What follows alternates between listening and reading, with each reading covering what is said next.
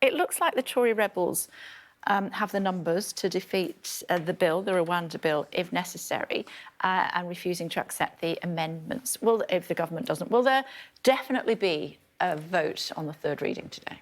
No, there will definitely be committee stage today. This is the second day of committee. We had the first day yesterday, 6 hours of detailed debate and constructive, robust exchanges on all sides, actually. And what we saw yesterday was a unity of purpose. Every single Conservative Member of Parliament determined to ensure that the Rwanda policy works and to stop the boats. And what you saw in contrast to that was that Labour can't say what they would do because they have no plan. The Prime Minister is determined to stop the boats. That is why we're bringing forward this legislation. And we've got the committee stage that's going to happen. So the details, it's not always box office, it's not always glamorous, but it's the detailed working of the legislation. And that's what we'll see this afternoon. OK, so just to be clear, I thought there was going to be a third reading tonight, and in other words, a vote. Is that not the case? That depends on precisely what happens. There was a programme motion. So it won't necessarily happen? It won't necessarily happen, okay. but there is committee stages, and if there are no amendments, then it will go on to third stage. That's the process that was set down in the programme motion, and that was passed by the House of Commons before Christmas. OK. Number 10 must be considering pulling it, though. No, this afternoon I'll be on my feet again in the chamber of the House of Commons. We've got the second day of the committee stage. We'll have amendments that have been put forward on both sides, on all sides. And as I do and as I have been doing throughout my short period in this role, I'll be listening respectfully to colleagues. And listen, I completely understand the concerns of my colleagues. Three of them resigned yesterday. And each and every one of them are incredibly good colleagues. And if you listen and heard and saw what they say, they said that they are determined that this policy works. They support the Prime Minister in his aim to stop the boats. He is the one who has the plan to stop the boats. We'll see more. You're right. We will see more robust debate in the chamber of the House of Commons this afternoon. But I know how my colleagues feel. I was a former deputy chairman of the ERG. I know their concerns. Their concerns are my concerns, and I'm determined that we can get this legislation through, that we can stop the boats, because we have a plan to do that. If you can get it through. Well, we have a plan to do that. We have a plan to stop the boats with this legislation. Just to clarify for our viewers, Mr Tomlinson, if 29 Tory rebels vote against the government, this will not go through. And according to some of the papers this morning, they're suggesting that potentially the Prime Minister might have to collapse the government. Well, no, I think we're getting a little bit ahead of ourselves. I've been talking about the committee stage. That's what happens first. You're right, there is a programme motion that was put forward, and there would be third reading this afternoon if there are no amendments. But we've got the committee stage first, and there'll be doubtless robust exchanges this afternoon in the chamber of the House of Commons. But there is a unity of purpose in ensuring that this legislation works, and that there is actually, if you heard the debate yesterday, and I think if you listened to the debate this afternoon, every single Conservative speaker that stood up yesterday started their speech, we must make sure this works, because the deterrent effect will work. On amendments, the deterrent effect will work. Let me give you an example.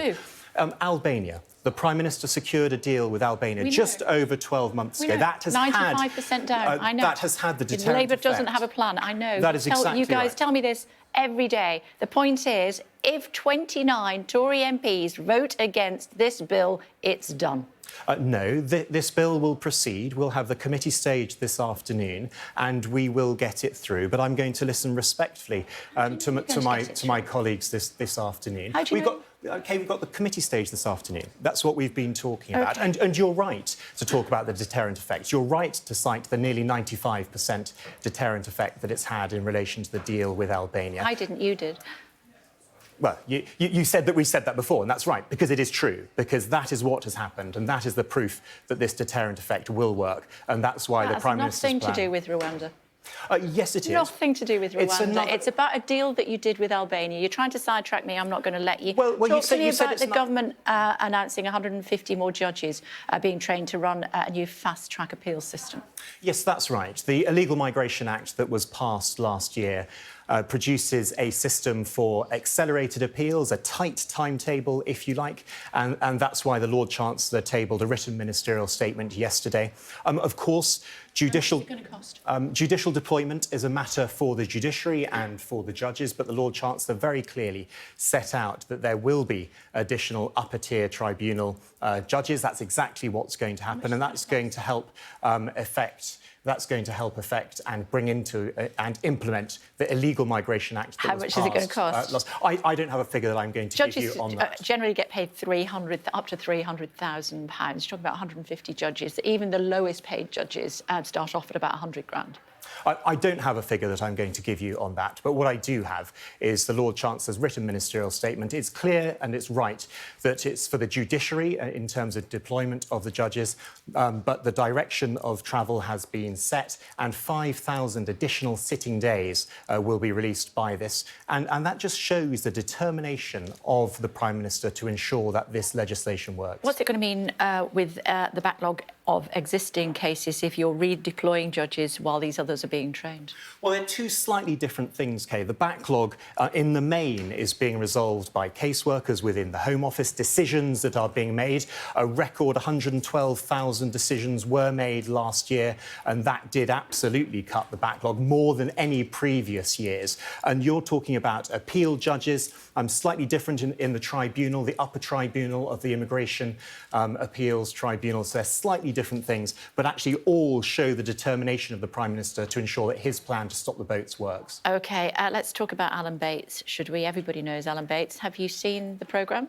I haven't. I've been focusing on my job, which is as a legal migration minister and stopping the boats. Take 4 hours out of your time. You'll be glad that you did. You'll realise exactly what a miscarriage of justice it was. He says he still hasn't been offered compensation 2 decades later.